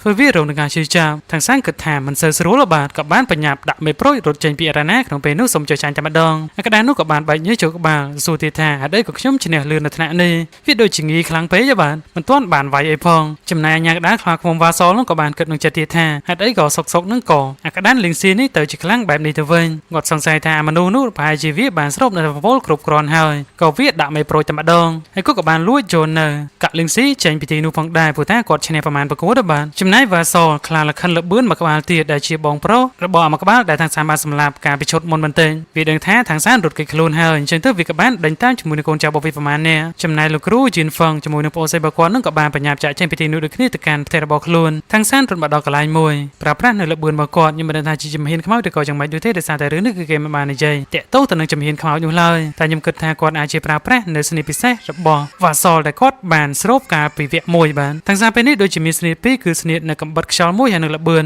ทางសានដឹងថាសត្រូវកំពុងតែដេញមកពីក្រោយអញ្ចឹងទៅគាត់ក៏បានផ្លាស់ប្ដូរនៅសញ្ញានៃធម្មពលលោហិតរបស់អាខ្លាលខិនលបឿននោះដើម្បីលុបដានកុំឲ្យពួកវានឹងរកគាត់ឃើញអសពួកវាក៏បានមកដល់ទីនោះតែជឿពេកទៅហើយทางសានរត់គេចខ្លួនបានដោយជោគជ័យហើយគាត់ក៏បានត្រឡប់មកផ្ទះវិញ អញ្ចឹងពេលនេះពួកគេដូចជាស្នាក់នៅក្នុងផ្ទះរបស់ប្អូនស្រីរបស់គាត់នៅឯទីក្រុងឃើរីអញ្ចឹងពួកគេមិនទាន់ត្រឡប់ទៅកាន់សាលាវិញនោះទេអាចជាត្រូវសម្រាកពី3ថ្ងៃសិននេះគិតថាทางសានគឺបន្ថយពីខាងខ្លាំងមែនទែនព្រោះថាហ៊ានសម្លាប់នៅពួកវ៉ាសលលោកគ្រូក៏ស្ដីបន្ទោសឲ្យทางសានផងដែរលក្ខណៈថាគាត់ដូចជាតក់កុហកខ្លាំងពេកបាទអញ្ចឹងប្អូនស្រីរបស់គាត់នឹងក៏បានលាទៅធ្វើកិច្ចការរបស់គាត់មុនក៏បានសុំទោសគ្រូរបស់គាត់ផងដែរដែលតាមពិតទៅគឺគាត់មិនចង់សម្លាប់ពួកវានោះទេតែនេះគឺមិនមានជំរឿលោកគ្រូក៏បានប្រាប់ទៀតថាដែលតាមពិតទៅចចកខ្យល់ជាមួយនឹងខ្លាលក្ខិនលបឿនគឺមានចំនួនជាមួយនឹងគ្នាជួនណាំមកហើយអាចនិយាយថាគឺជាសត្រូវស្លាប់រស់នឹងឯងអញ្ចឹងថ្ងៃនេះដោយทางសាននឹងគឺប្រើឈ្មោះធ្វើជាចចកខ្យល់ដែលសារតែគាត់នឹងផ្ទុកនៅធម្មពលនៃធម្មពលឈាមរបស់ចចកខ្យល់ទោះបីជាគាត់មិនបានកលាខ្លួនទៅជាចចកខ្យល់ក៏ដោយក៏គាត់នៅតែជាសមាជិកម្នាក់នៃចចកខ្យល់ផងដែរដូច្នេះនឹងបង្កនៅបញ្ហារវាងពួកគេឲ្យកាន់តែខ្លាំងក្លាឡើងทางសាននៅតែសុំទោសដដែលតែតាមពិតទៅគឺគាត់ចង់ផឹកនៅតែដោះគោតែស៊ីវូនឹងបានបកលុយខ្លួនណាបាទហើយណាមួយដោយសារតែគាត់អត់មានលុយគាត់លឺបែបនេះគឺគាត់រំជួយចិត្តខ្លាំងមែនទែនក៏បានអោបทางសានលួងលោមគាត់បើសិនជាឯងចង់ផឹកហេតុអីក៏ឯងមិនប្រាប់លោកគ្រូមិនចាំបាច់ធ្វើដល់ថ្នាក់នេះនោះទេកុំធ្វើរឿងលងបែបនេះម្ដងទៀតអីសោះក៏បានសន្យាផងដែរทางសានសុំទោសសារថ្មីវា3លើកទៅហើយក៏ឲ្យทางសាននៅទៅសម្រាប់មុនទៅហើយក៏បានចាក់ចេញពីទីនោះលុះជប់ឡើងทางសានមិនដេកនោះទេពីច្រើនគឺគាត់តែងតែតាំងសមាធិនឹងធ្វើការហ្វឹកហាត់នៅពេលរាត្រីតែការហ្វឹកហាត់របស់ทางសានគឺច្រើនតែបែបហ្នឹងបាទមិនមែនប្រើប្រាស់កម្លាំងនោះទេហើយថ្ងៃនេះដែរគាត់ទទួលបាននៅធម្មពលឈាមរបស់វ៉ាសលចំនួនដល់ទៅ5ឯណោះបាទតែកន្លែងនេះគេហៅថាសញ្ញានៃធម្មពលឈាមវាដូចជាធម្មពលដែលបានឃុំឃាំងនៅក្នុងខែលមួយដែលវារក្សាទុកនៅក្នុងខ្លួនប្រាណរបស់គាត់ដែលមិនទាន់រួមបញ្ចូលគ្នាទាំងស្រុងនោះទេនេះគេហៅថាសញ្ញានៃធម្មពលក្នុងនោះគឺមាននៅរូបចំនួន5ផ្សេងៗគ្នាអញ្ចឹងគាត់នឹងសាកល្បងនៅសញ្ញានៃធម្មពលរបស់អាខ្លាក្លិនលបឿនដែលសញ្ញារបស់វាមានរាងដូចជារន្ទះទូចមួយនៅខាងក្រោមគេបាទគឺពណ៌បៃតងក៏ចាប់ផ្ដើមរួមបញ្ចូលជាមួយរាងកាយរបស់គាត់ក្នុងពេលនោះក៏ប៉ុន្តែវាមិនអាចបញ្ចូលគ្នាជាមួយនឹងឈានធានកង់របស់គាត់បាននោះទេបើសិនជាគាត់ព្យាយាមរួមបញ្ចូលវានឹងធ្វើឲ្យកម្រិតនៃការបង្កើតរបស់គាត់ពី level 4ធ្លាក់មកកាន់ level 3វិញអញ្ចឹងគាត់នឹងយកវាទុកមួយ license គាត់នឹងព្យាយាមរួមបញ្ចូលវានៅពេលក្រោយក៏កសាឡបងនៅដុំធម្មពលមួយផ្សេងទៀតវាបានជោគជ័យអញ្ចឹងទៅគាត់ក៏អាចរួមបញ្ចូលជាមួយនឹងអសញ្ញានៃធម្មពលខ្លាលខិនលបឿនមុននេះបានទៅជោគជ័យឥឡូវបាន2ហើយគាត់ពិតជាសប្បាយចិត្តខ្លាំងមែនទែនអញ្ចឹងគាត់អត់មានអីត្រូវបារម្ភក្នុងការរួមបញ្ចូលជាមួយនឹងស្នៀតឬក៏ skill ថ្មីៗនៅពេលក្រោយទៀតនោះទេអញ្ចឹងជំហានបន្ទាប់ទៀតគាត់ទៅតែឆែកអំពីស្នៀតថ្មីនៅក្នុងដុំធម្មពលនោះតែមានអ្វីពិសេសហ៎បាទអញ្ចឹងនៅសល់3ដុំទៀតអញ្ចឹងគាត់នឹងសាកល្បងនៅឯស្នៀតអាវក្រទំងន់វាទម្លាក់ទៅខាងក្រោមចាប់ផ្ដើមរួមបញ្ចូលធម្មពលក៏បានផ្ទុះចេញពីរាងកាយរបស់គាត់យ៉ាងខ្លាំងមានអារម្មណ៍ថាធម្មពលឈាមរបស់វាខ្លាំងក្លាមែនទែនកម្លាំងកំពុងតែផ្ទុះចេញពីខ្លួនប្រាណរបស់គាត់យ៉ាងសាយភាយក៏កសាកបងនៅ skill របស់ស្ទាំងដែលបានស្រូបចុងក្រោយគេគាត់មានអារម្មណ៍ថាវាស័ក្តិសមសម្រាប់រាងកាយគាត់ខ្លាំងមែនទែនវាក៏ជាផ្នែកមួយនៃភ្នែករបស់គាត់ផងដែរក៏កសាកល្បងនៅ skill ចុងក្រោយនៅក្នុងដុំបាល់ធម្មពលដែលឈ្មោះវារៀងវែងបន្តិចហើយគេឲ្យឈ្មោះថាធម្មពលភ្នែកហើយនឹងបេះដូងដែលទទួលបានមកពីក្តានលីងស៊ីនឹងឯងតែវាត្រូវបានរៀងដោយខែលអ្វីមួយយ៉ាងអញ្ចឹងគាត់បរាជ័យក្នុងការស្រូបវាអញ្ចឹងកំឡុងពេលនេះគាត់នៅតែ level 4ដដែលក៏ប៉ុន្តែគាត់ទទួលបាននៅស្នៀតបន្ថែមទៀតឬក៏ skill បន្ថែមទៀតចំនួន4អញ្ចឹងគាត់អត់ហ៊ានធ្វើការកំបាញ់វាចូលតែមួយនោះទេគាត់រងចាំដល់គាត់នឹងឈានទៅដល់ level 5សិនគាត់នឹងធ្វើការកំបាញ់នៅស្នៀតទាំង4បញ្ចូលគ្នាតែមួយខណៈពេលនោះដែរជាឃើញថាសញ្ញានៃធម្មពលក្តានលីងស៊ីនឹងក៏ចាប់ផ្ដើមទាញទៅដល់សញ្ញាភ្នែកស្ទាំងដែលនៅខាងក្រោមវាក៏ចាប់ផ្ដើមរួមបញ្ចូលគ្នាតែមួយក្នុងពេលនោះទាំងសាមមានកម្មវិធីជាខ្លាំងមិននឹកស្មានថាវាអាចស្រូបនៅសញ្ញាធម្មពលនៃស្នៀតផ្សេងទៀតបាននោះទេវាក៏បានរួមបញ្ចូលគ្នាតែមួយបង្កើតទៅជាស្នៀតថ្មីមួយទៀតសញ្ញានៃបេះដូងដែលមានភ្នែកមួយនៅចំកណ្ដាលនោះគឺជាសនៀតថ្មីមួយទៀតឈ្មោះរបស់វាគឺពិបាកប្រែខ្លាំងមែនទែនអញ្ចឹងខ្ញុំអត់សូមប្រែទៅចោលស្នៀតមិនដែរវាស្តេងទៅនឹងស្នៀតនៃភ្នែកព្រលឹងរបស់គាត់អញ្ចឹងលុះព្រឹកឡើងឃើញថាທາງសានដូចជានឿយហត់ខ្លាំងមែនទែនព្រោះថាប្រហែលថ្ងៃនេះគឺគាត់ទទួលបាននៅស្នៀតពិសេសបានច្រើនខ្លាំងមែនទែនដល់ទៅ4ហើយគាត់ក៏បានរកឃើញនៅការអភិវឌ្ឍនៃស្នៀតរបស់គាត់បងប្អូនដែរជាមួយនឹងការរួមបញ្ចូលនៃស្នៀតចំនួន2បញ្ចូលគ្នាតែមួយអញ្ចឹងទៅทางសានក៏បានសាកល្បងបើកនៅភ្នែកបិសាចស្វ័យរបស់គាត់នេះភ្នែកបិសាចស្វ័យគឺជាស្នៀតដែលទទួលបានមកពីធម្មជាតិមកម្លេះបាទមិនថាសូឡែនវេប1ឬក៏សូឡែនវេប5នោះទេគឺគាត់មានតាំងតែពីកំណើតអញ្ចឹងគាត់ដឹងទីថាបន្ទាប់ពីការកំបាញ់បញ្ចូលគ្នារវាងសញ្ញានៃភ្នែកស្ទាំងហើយនិងសញ្ញានៃភ្នែកបេះដូងបង្កើតទៅជាស្នៀតថ្មីមួយទៀតវាក៏ជាឥទ្ធិពលដល់ការហ្វឹកហាត់នៃភ្នែកបិសាចស្វ័យរបស់គាត់ផងដែរដែលធ្វើការសម្លឹងរបស់គាត់គឺឈានឡើងអាចមើលឆ្ងាយធំជាងមុនអញ្ចឹងហួយឡាក៏សាអីឲ្យทางសានក៏សាឡបងនៅស្នៀតថ្មីដែលបានរួមបញ្ចូលគ្នានោះនៃបុគ្គលក៏ផ្លាស់ប្ដូរទៅជាពណ៌បៃតងវិញថ្មពលពោពេញទៅដោយពន្លឺបង្ហាញនៅចំពោះមុខរបស់គាត់ឲ្យឈ្មោះថាធាតុពន្លឺដែលវាខ្លាំងក្លាមែនទែនគាត់មានអារម្មណ៍ថាគាត់អាចសម្លឹងទៅក្នុងមុខដូចជាភ្នែកទទេអញ្ចឹងគាត់ក៏បានលើកដៃដើម្បីទទួលនៅធម្មពលនៃពន្លឺនោះតែពន្លឺនេះដែរគឺមាននៅពន្លឺពណ៌បៃតងវាដូចជាពន្លឺនៃការព្យាបាលធម្មពលនេះពិតជាខ្លាំងក្លាមែនទែនគាត់ក៏បានប្រឡែងទៅវិញអញ្ចឹងនៅថ្ងៃអនាគត គាត់នឹងផ្ដោតលើការហ្វឹកហាត់ទៅលើសញ្ញាថ្មីនៃភ្នែករបស់គាត់មិនមែនភ្នែកពិសាស្វាយនោះទេព្រោះថាកម្លាំងបំពេញគឺខ្លាំងក្លាជាងគេរវាងសញ្ញាទាំងអស់លោកគ្រូជីនហ្វឹកក៏បានមកដល់ព្រោះថាដល់ពេលដែលត្រូវនាំទាំងសាននឹងត្រឡប់ទៅកាន់សាលាវិញតែមុននឹងចាកចេញទៅនឹងក៏ទាំងសាននឹងក៏ឲ្យលោកគ្រូរបស់ខ្លួននឹងអធិស្ឋានបាទគាត់សន្យាក្នុងចិត្តទៀតថាគាត់នឹងត្រឡប់មកវិញស្វែងរកស៊ីវូរបស់គាត់នៅឯហាងដោះគោនេះនៅពេលដែលទាំងសានចាកចេញទៅនាងក៏មានអារម្មណ៍ថាដូចជាចម្លែកចាបាទតែម្នាក់ក៏សួរថាមានអ្វីកើតឡើងតែស៊ីវូថាអត់មានរឿងអីនោះទេមើលទៅនេះដូចជាក្រៀមក្រំមិនដឹងបាទកំឡុងរ៉េពេលដែលគាត់នឹងស្ថិតនៅក្នុងបន្ទប់ក៏បានឃើញនៅរនាំងនៃធាតុខ្យល់ដែលបានការពារនៅទីនោះហើយក៏បានឃើញថាគ្រូរបស់គាត់នឹងកំពុងតែប្រឈមមុខជាមួយនឹងវ៉ាសលជាចកខ្យល់មួយក្បាលគាត់ក៏បានអឺតតាមបង្អួចក៏បានឃើញនៅវ៉ាសលដ៏ខ្លាំងក្លាមួយក្បាលដែលគាត់ឈានទៅដល់ level 5តែតាមពិតទៅគាត់គឺជាមនុស្សនោះទេលក្ខណៈថាស្តៀងទៅនឹងក្រុមសង្គ្រោះអញ្ចឹងដែរគាត់មិនចាំបាច់កលាខ្លួនទៅជាចកនោះឡើយលោកគ្រូជីនហ្វឹកសួរថាតើលោកគឺជានរណាគាត់ក៏បានប្រាប់តែគាត់នោះគឺជាមនុស្សដែលកើតមកដើម្បីសង្គ្រោះនៅមនុស្សលោកអញ្ចឹងក៏ដឹងថាគាត់គឺមកពីបកសង្គ្រោះអញ្ចឹងមាននៅសមាជិកម្នាក់ហ្នឹងគឺបានផ្ដល់អត្តសញ្ញាណឲ្យគាត់អំពីមនុស្សម្នាក់ដែលនៅទីនេះគឺជាសិស្សរបស់លោកគ្រូជីនហ្វឹងដែលមានឈ្មោះថាថាងសានគាត់ក៏សួរទៀតថាតើចង់ស្វែងរកថាងសានធ្វើអ្វីគាត់ក៏ប្រាប់ទៀតថាគឺគាត់នឹងនាំថាងសានដើម្បីទៅហ្វឹកហាត់ពិសេសក៏ប៉ុន្តែលុះត្រាតែគាត់នឹងឆ្លងផុតនៃការសាកល្បងរបស់គាត់ជាមុនសិនថាងសានក៏បានបង្ហាញខ្លួនមកល្មមគាត់ព្យាយាមជាខ្លាំង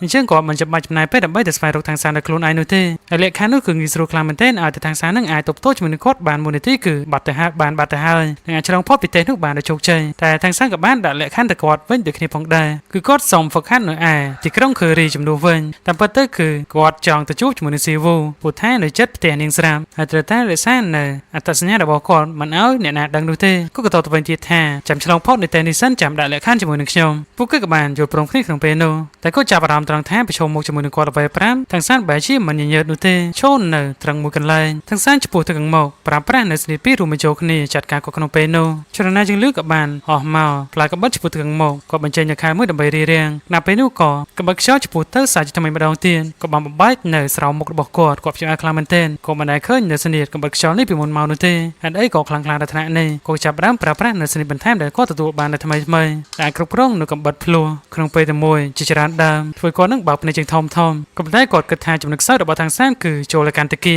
តែពេលដែលហក់ចូលទៅឃើញថាខាងសានក៏បានប្រើប្រាស់នៅស្នេហ៍បន្ថែមមួយទៀតលក់អំពីទីតាំងរបស់គាត់បន្ទាប់មកក៏បានប្រើប្រាស់នៅស្នេហ៍ពិសេសមួយទៀតវិវហាពីក្រោយក៏បានបញ្ចេញនៅអាវក្រតកដើម្បីការពារពីក្រោយខ្នងតែយឺតពេកទៅហើយក៏កបិតខ្យល់ក៏បានវិភាលឡើងសោះខ្លួនអញ្ចឹងមិនមែនមានតែម្ដងនោះទេគឺច្រើនដើមខ្លាំងមែនទែនដាក់ឡើងចិញ្ចៀមពីក្រោយខ្នងអាចេះអាវអាចេះខោគាត់មានអារម្មណ៍ថាធម្មពលនៃកបិតខ្យល់នេះហេតុអីក៏ខ្លាំងខ្លាដល់ថ្នាក់នេះអញ្ចឹងគាត់ក៏សួរទៀតថាតើខ្ញុំឆ្លងផុតនៅទីនេះហើយនៅគាត់ក៏សួរបបវិញទៀតថាតើអ្នកណាជាអ្នកបង្រៀនឯងនៅកបិតខ្យល់នេះទាំងសានក៏មិនបានឆ្លើយតបអ្វីនោះទេគ្រូបកនឹងប្រាប់ថាគឺជាខ្ញុំអញ្ចឹងគាត់ក៏បានចូលព្រមអំពីលក្ខខណ្ឌរបស់ទាំងសានហើយនៅថ្ងៃស្អែកនេះគាត់នឹងមកទទួលទាំងសានទៅចោលអញ្ចឹងគាត់នឹងធ្វើឲ្យវ៉ាសលខ្លាលខលបឿនជាមួយនឹងចចកខ្យល់ឆ្លោះគ្នាក្នុងពេលនៃភាពចលាចលនេះឲ្យទាំងសាននឹងបញ្ញាប្រត់គេពីទីនោះទៅហើយគាត់នៅចាំទទួលនៅកន្លែងមួយធ្វើយ៉ាងណាក៏ឲ្យពួកវាចាប់បានឯសោះគាត់អាចជារងចាំនៅខាងក្រៅក្រុងមិនមកពេលជួក៏បានចាក់ចេញក្នុងពេលនោះតែម្ដងមកដល់កន្លែងមួយនឹងគាត់ក៏បានក្អួតឈាមជាខ្លាំងគាត់គិតថាអំបីមែននេះវិញនឹងស្ទើរតែបាត់បង់ជីវិតទៅហើយសំណាងល្អដែលគាត់រត់លឿនក្មេងនេះមានសមត្ថភាពមិនធម្មតានោះទេដាច់ខាតគាត់ទៅតែឲ្យទាំងសាននឹងចូលរួមជាមួយនឹងបករបស់ខ្លួនដែលបានជាដាច់ខាតអញ្ចឹងបករបស់គាត់គឺជាបកមួយដើម្បីសង្គ្រោះនៅមនុស្សលោកជាងងាកទៅមើលម្ខាងទៀតឃើញថាពួកវ៉ាសលមួយក្រុមគឺវ៉ាសលខ្លាលខលលបឿនក៏បានមកដល់នៅជំរំជាកន្លែងដែលទាំងសានកំពុងតែហ្វឹកហាត់នឹងឯងព្រោះថាកន្លែងដែលគាត់ហ្វឹកហាត់គឺជាតំបន់របស់ចចកខ្យល់ដែលពួកវាហាត់ដឹងអំពីដង្ហើមរបស់មនុស្សនៅទីនេះសង្ស័យតែដង្ហើមរបស់ទាំងសានបានបញ្ជានៅកូនចៅរបស់ខ្លួននឹងឲ្យទៅតាមគាត់ដើម្បីទៅស្វែងរកមនុស្សនោះសម្លាប់ចោលនៅពេលនោះឃើញថាប្រជាចាដែលជាអ្នកគ្រប់គ្រងនៅឯវ៉ាសលចចកខ្យល់ក៏បានបង្ហាញខ្លួនដែលឡើងលើអាកាសជាមួយនឹងធម្មពលយ៉ាងខ្លាំងក៏សួរទៅកាន់វាទីថាហេតុអីក៏ឯងឆ្លៀនពៀននៅរបស់យើងវាមិនញញើតនោះទេវាក៏បានឈ្មោះទៅខាងមុខលើកនៅកញ្ញាំដើម្បីចាត់ការក៏ប្រើប្រាស់នៅឈើច្រនបញ្ចេញនៅធម្មពលដើម្បីរៀបរៀងហើយវាក៏ភាពអាចខ្លាំងមិនស្មានថានៅក្នុងទីក្រុងតូចមួយមាននៅព្រះគ្រូខ្លាំងខ្លាដល់ថ្នាក់នេះនោះទេនៅពេលនោះដែរក៏ចចកខ្យល់មួយក្បាលទៀតក៏បានបង្ហាញខ្លួនអ្នកដែលឆ្លៀនពៀននៅតំបន់នៃភាសារបស់ពួកគេត្រូវតែដាក់ទោសតែវាមិនញញើតនោះទេក៏បាននិយាយទៀតថាពេលនោះគឺមានមនុស្សរបស់ពួកឯងបានចាប់ចូលនៅគ្នារបស់ពួកយើងហេតុអីក៏ឯងមិននិយាយអំពីច្បាប់ផងនេះមិនបានដឹងរឿងអ្វីនោះទេមិនដឹងថាវាកំពុងតែនិយាយអំពីក្មេងណាខ្លាលបឿននោះក៏បានប្រាប់ទៅវិញទៀតថាវាហាត់ដឹងអំពីក្លិនរបស់ដង្ហើមរបស់មនុស្សនៅ ទីនេះអញ្ចឹងទៅប្រចាំអ្នកនោះក៏បានសួរទៅកាន់អ្នកបម្រើរបស់ខ្លួនហ្វឹងសៀងក៏បាទតែវាប្រាប់ថាវាមិនដឹងរឿងអ្វីនោះទេដល់ពេលនោះគាត់ក៏បានគិតនឹងចិត្តទៀតថាមើលទៅព័ត៌មាននេះអាចដឹងតាំងតែពីថ្ងៃមុនមកម្ល៉េះអញ្ចឹងគាត់មិនអាចទុកជីវិតឲ្យអាខ្លាខិនល្បឿននេះបាននោះទេគាត់ក៏បានបញ្ចេញធម្មពលចេញពីមាត់បាញ់លើវាមួយទំហឹងវាខ្ទីមកក្រៅបន្តិចបំបែងភាកទៅជា3រាងកាយពីរក៏បានឆ្ពោះទៅខាងមុខរាងកាយមួយទប់ទល់ជាមួយនឹងព្រះគ្រូរាងកាយមួយទៀតទប់ទល់ជាមួយនឹងចចកខ្យល់ក្នុងពេលនោះតែមិនអាចយកឈ្នះរាងកាយពិតរបស់ចចកខ្យល់បាននោះទេរាងកាយខ្លួនរបស់វាទាំងពីរក៏ត្រូវបានរលាយទាំងស្រុងធ្វើវានឹងខឹងជាខ្លាំងគឺថាពួកចចកខ្យល់នឹងគឺឆ្លៀតការនេះធ្វើបាបកូនចៅរបស់ខ្លួនគឺវាចង់សងសឹកជាមួយនឹងທາງសានដែលបានសម្លាប់នៅគ្នារបស់ខ្លួននៅក្នុងការប្រកួតនោះឯងតែវាសង្ស័យថាທາງសានគឺនៅទីនេះតែពួកគេមិនជឿវាក៏បានបង្ខំចិត្តបញ្ចេញធម្មពលផ្ទុះចេញពីខ្លួនប្រាណមកសាជាថ្មីម្ដងទៀតតែគូសាស្ត្ររឿងបញ្ចឹងក៏ស្លែតែប៉ុណ្ណេះ